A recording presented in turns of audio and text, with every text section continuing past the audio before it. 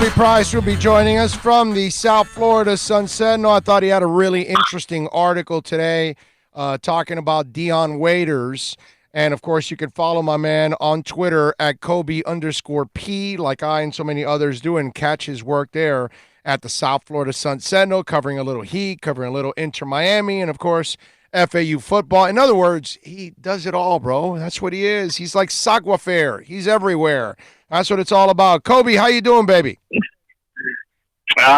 Considering everything that's been happening, I'm doing well for myself. Doing pretty well. So let me ask you, because this is a tough day for all of us. For me, this is like a really awkward day to do radio. It's just so tough. And when you have to talk about other subjects, and we've kind of not really, we've stayed on Khobi most of the time, but we have had a couple of things like what we're going to do here. But before I get into that, what did Khobi mean to you, man? You tell me. Khobi was one. I was born in '96. I was born a few months after Khobi Bryant was actually drafted in the NBA. He was drafted by Charlotte and traded to the Lakers. So for me, I know a lot of people in my generation will say we never really got to see Michael Jordan consistently or on that level. By the time I can remember, Michael Jordan was on the Wizards, and that's clearly not the Michael Jordan most people remember. So to me, Khobi Bryant was that iconic figure who always felt like he was celebrated in basketball, but he was just more than a basketball player to me and many people in my generation and around the world. He was a figure that represented resiliency, represented hard work, represented greatness, represented excellence, and he was very much that.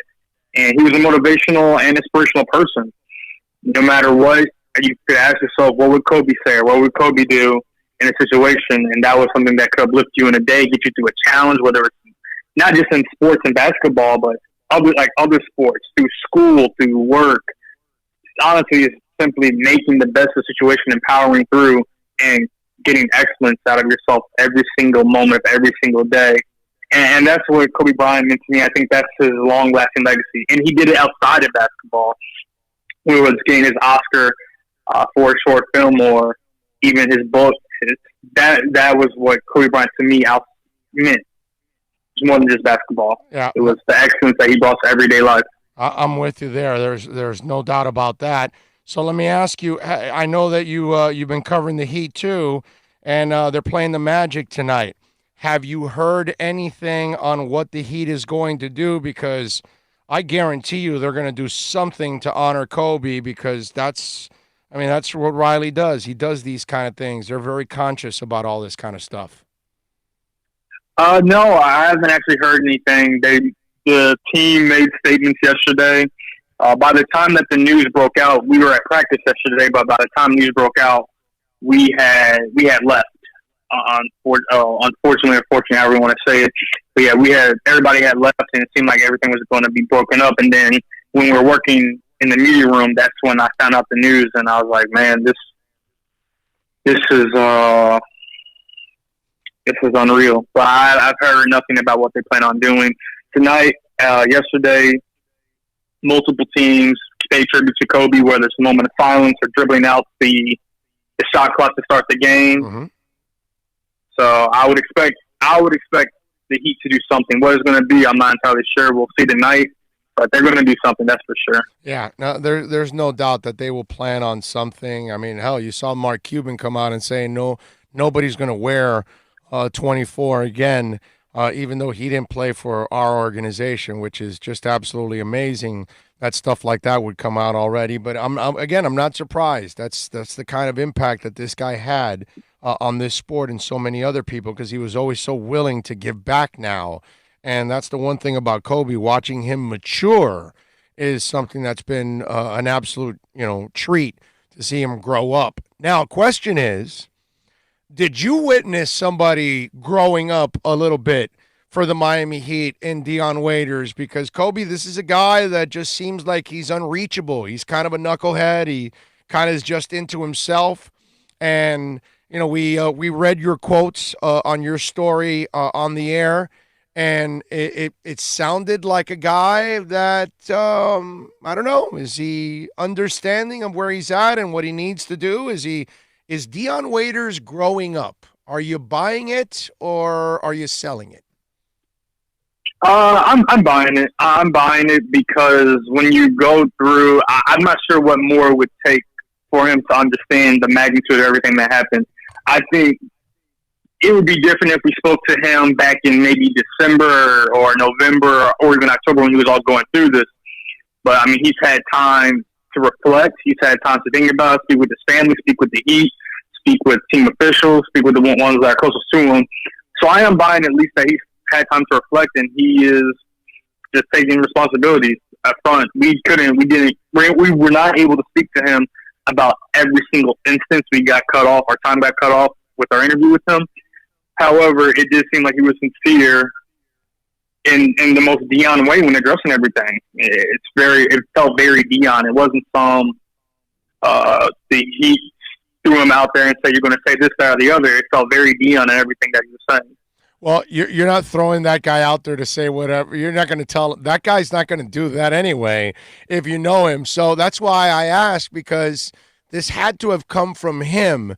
Now the question is this really what he believes? Is this really what he's going to do? Is he going to follow, the right footsteps and wait for his opportunity? Because, hey, Khobi, let's be honest, dude. Those opportunities are going to come.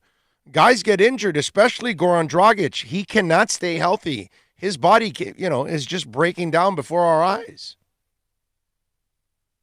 Yeah, well, that's the thing. Even when he was so upset earlier seemed like he was so upset about his playing time. It was like, time early in the season, there was still ample playing time to go around because, like you said, guys get injured. I mean, Justice Winslow's been out more than he's been present or been active.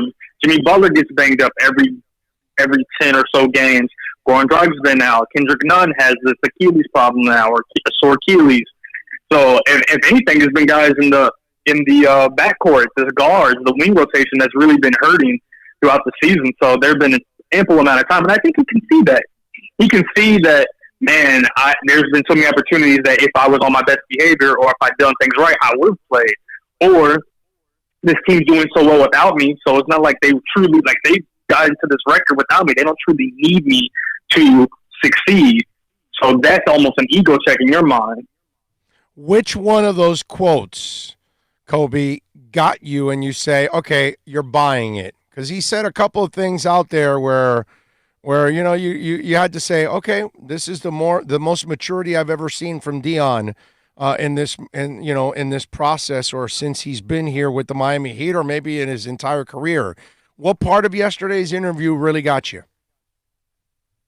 The part that I will continue to always remember was when he was talking about how he has the people in his life and that helps him get through everything, the family support.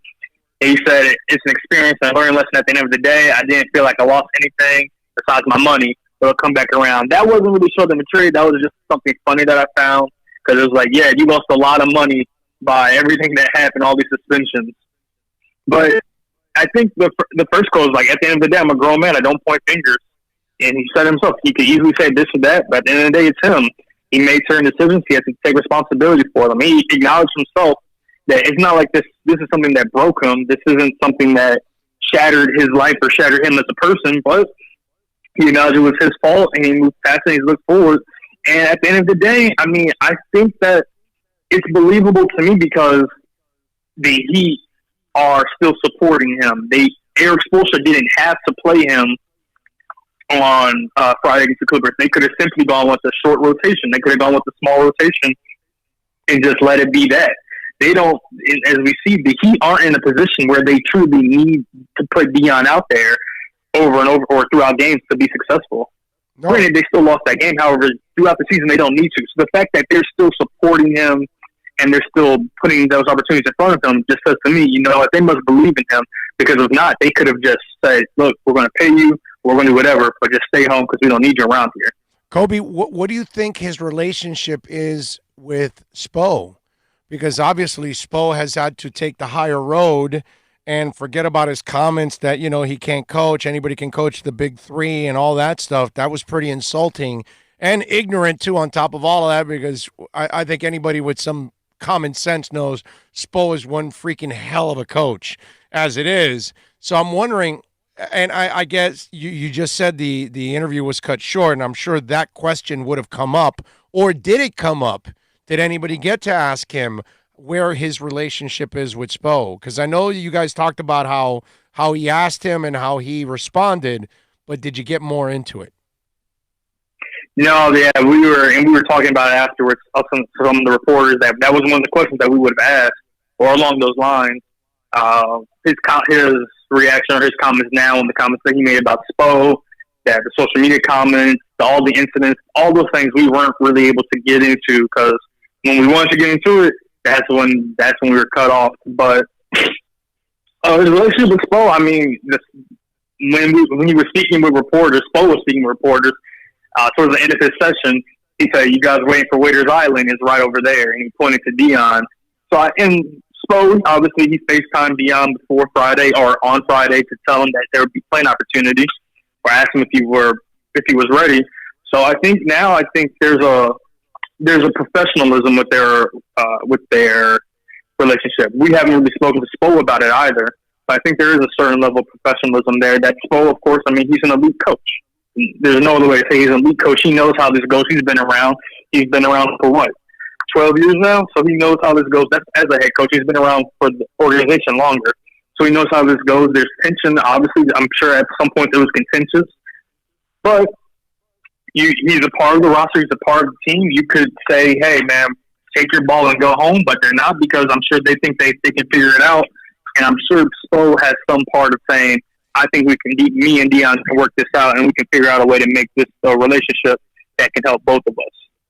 Khobi Price, by the way, you can follow him on Twitter at Khobi_P. Catch his work there at the South Florida Sun Sentinel. All right, so tonight, first of all, and dude, I know this is an impossible question for most of you.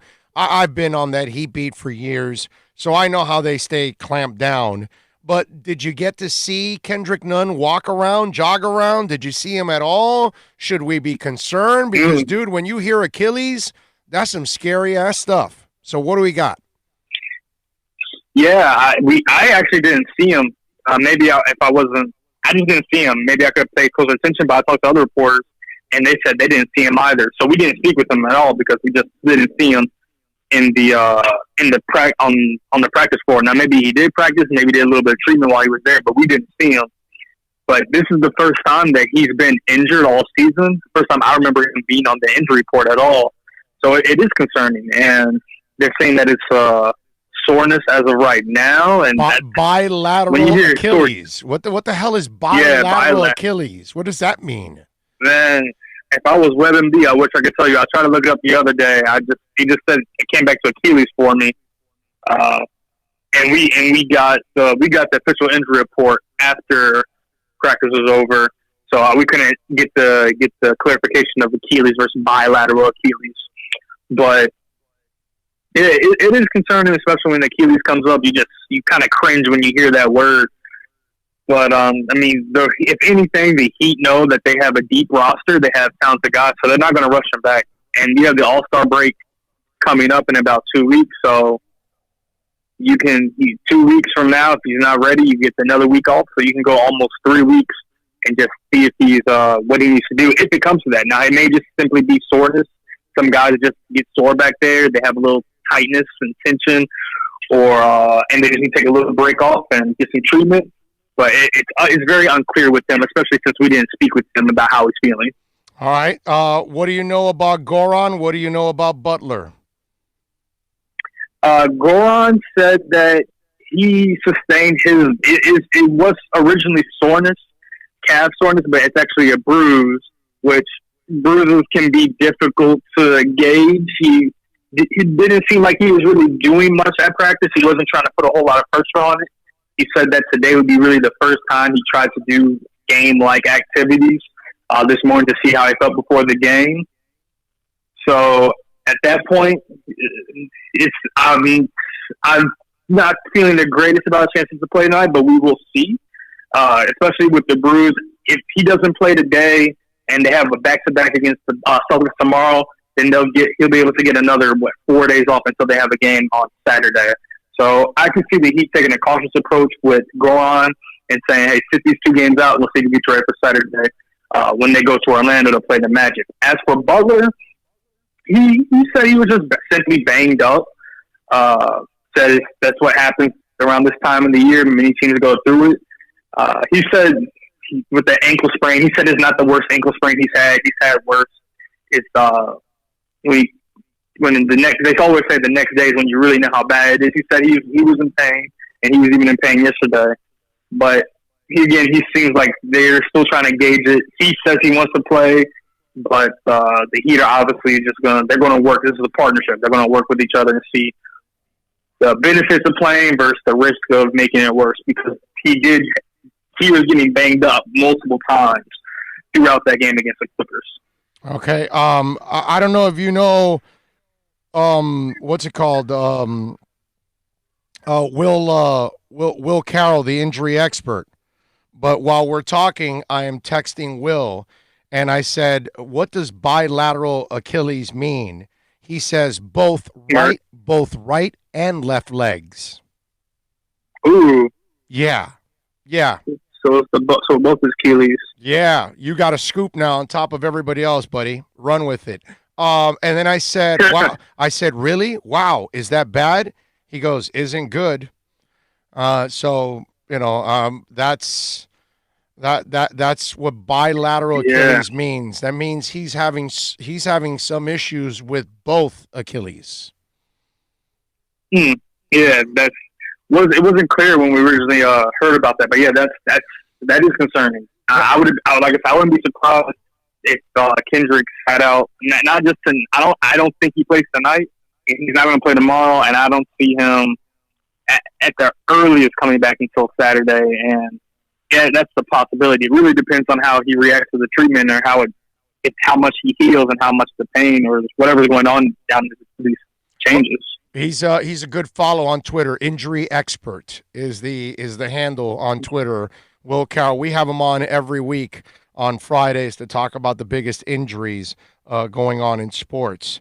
So I just asked him because I had no idea what the hell bilateral is, and I thought maybe but I know the Heat, they're not going to really give you guys any kind of info. They're so good at hiding everything, dude. It's just, we still don't know why Green was high a couple of years back in that hotel. We still have no idea what happened to that kid. I mean, that's how good this team is at hiding all that stuff. On any other team or any other team in town, that information would have gotten out. Somehow or another, nobody on the beat is able to get it. I mean, it's you know that is the toughest beat to cover, right? Like, to get any kind of info. Oh yeah. It's not even close, dude. I'm sure they all walked you through it before you took over, right? Yeah, they let me know. I've been made very aware that they are very very tight with their information. If something doesn't want to get out, it does not come out. It's not going to come out, man. It really is amazing. Now, let me ask you one more thing, Khobi, before I let you go. Khobi Price, of course, from the South Florida Sun Sentinel. Well, actually, 2 things. Got to get your Super Bowl prediction, too. How does the Heat players and the Heat coaching staff handle this game? Because I was talking about this in one of my segments. This is one of the few games that you walk into it already pissed off as a fan.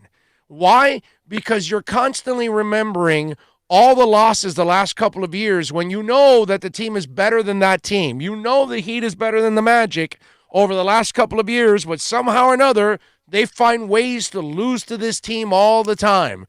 So I'm just, Kendrick Nunn, and I know he's not playing tonight, but Tyler Hero and some of these new guys, they don't have that kind of built-up frustration. I'm just wondering. Neither does Jimmy Butler, but some of the other guys, the coaching staff, damn it, don't they have that frustration? Like, stop losing to these guys already. Yeah, no, he talked to Jimmy about that yesterday. Actually, he said that someone asked him. He mentioned that this is an important game because they got smacked earlier this year when they were in Orlando, and now they're going to be able to play them tonight, and Saturday. And he says he very much believes in state championships. And he said that the Magic probably think they're the best team in Florida. And he said that they know Butler, meaning the Heat, know that they're a better team, but they simply have to prove it. But yeah, it is weird how sometimes teams just simply have your number across like many years, and it's like the Heat are obviously. I mean, you can look across years. This year, they're obviously the better team, but for some reason, sometimes it's a bad matchup. Things don't work out. Yeah, but they're aware. They're very aware, and like I said, they're fighting for a state championship tonight, or 1/4 of their state championship goals tonight. Well, let's hope they get it done. All right, we got this game on Sunday. I think it's called like the Super Bowl or some crap like that. And there's like something like that. Yeah, something like that. There's like San Francisco and Kansas City. So we got two teams that use two letters just to describe their teams, SF and KC. So you tell me who you going with? What's your prediction, Khobi Price? Who wins the Super Bowl? Ooh, my prediction is that we will have Kansas City taking it home back to Middle America with a Super Bowl, and Patrick Mahomes will be the Super Bowl MVP, capping off one of the better 2-year runs to start a QB's career. Yeah, in an MVP one year, winning Super Bowl MVP the next year. That would be pretty freaking amazing. I'm with you on KC. I love KC in this game. I love the over also. The under in this game. So why do you have KC winning? I think that this game, it'll probably be a little scrappy. I think that KC will honestly be able to impose their will and their style of play on this game, especially more so late. I know that San Francisco, they're going to want to. Sometimes you're a little concerned about Garoppolo. Is he going to make those big passes? And I like Garoppolo. I think he's a very talented guy, but I'm not sure how much he's going to be able to stay in this game. And I feel like he's going to make he's due for like an interception a game. You can just chalk it up. It feels like at some point, or he's going to throw an errant pass. And I think in the Super Bowl, it's not going to be a game where you can make many mistakes. I think there's going to be one mistake on San Francisco's side that is just going to hurt them in the end.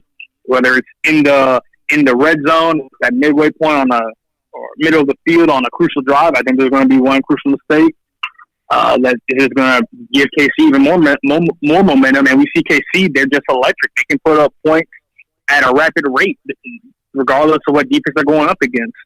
So I think it's that burstability combined with San Francisco maybe not being the tightest team, is going to probably come back to help KC take home the Super Bowl. They'll take home the big game. I'm with you. I like KC in this game, and one of the reasons why I like it is what they did in Tennessee.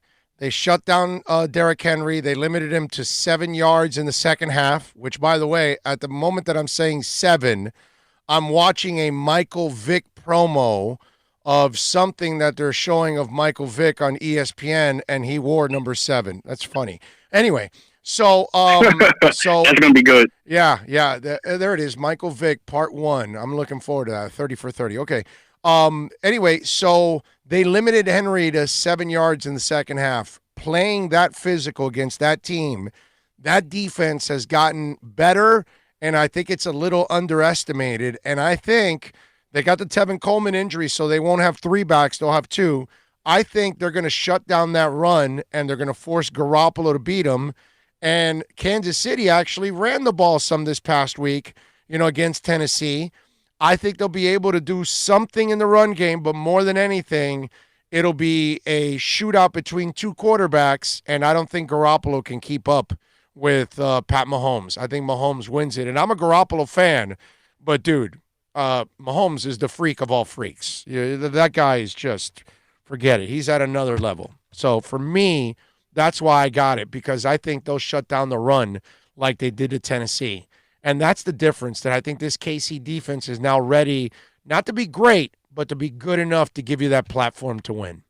That's what I'm doing. I'm sticking with that. And that's all you need at that point. You don't have to have a great defense across the entire season. Just whose defense, and like you said, KC's defense just gets better throughout the season, and I think they're going to have a good enough performance, and the offense will hum, especially I think middle of the game and later on they'll hum. and this is going to be one of those games that they may fall behind a little bit early, but then in the late second quarter, third quarter, it's going to open up for KC, and that'll be what all she wrote. All right, Khobi, I said I was going to let you go, but now I'm not because you're on another beat. And I got to ask you, dude, when the hell is Paul McDonough and Inter going to get the international players in, bro? Like, come on. Like, we need the big guns out here. Let's go. What's going on with that, bro? What's the latest? The latest, I spoke with Paul about it, and he said that he doesn't want to wait until the summer. So those big-time international players that you hear linked to Inter Miami, if they're coming to the summer, they're not allowed to come to the summer. It's not looking like it's going to happen, or it's less likely to happen because he wants to get his roster figured out as soon as possible. But he told me that through his previous time in Orlando and Atlanta, he learned that you have to be patient. And yeah, the season it starts in almost a month, so the patience is almost wearing thin. You want to have that roster set, but you still have another couple of weeks to get the roster in place while the team is in training. And he isn't putting the time on it. He said he doesn't want to wait until the summer. That wouldn't really make sense for the team and for the organization, but he doesn't sound unwilling to do that. So there is truly no timeline on it. The only thing they told us is he would prefer not to wait. He would rather get it done sooner than later, but he's not going to rush himself. He's not going to rush the process. He's going to do his due diligence to make sure that everything is the right fit. All right, well then, because, I mean, if you want to make the claim that you want to be great from the get-go and you want to get into the playoffs, you're going to need those guns right from the get-go because the current team that they have right now, I don't know if they even get in the playoffs, but we'll see. We will see. Let's hope they can get those big guns. Follow Khobi on Twitter. As you can see, he covers like 700 beats, so he's all over the place. So he'll have all kinds of nuggets. Khobi_P. And Khobi, now you can work on a story. It's double Achilles, baby. That's a concern. That's a concern. Bilateral Achilles. Yeah. All right. I'm walking slowly, just hearing that. Good stuff. Khobi, thank you for taking some time, my man. I really appreciate it. There you Appreciate you having me. You got it, baby. All right, Khobi Price, man, from the South Florida Sun Sentinel. Plenty to talk about with that young man.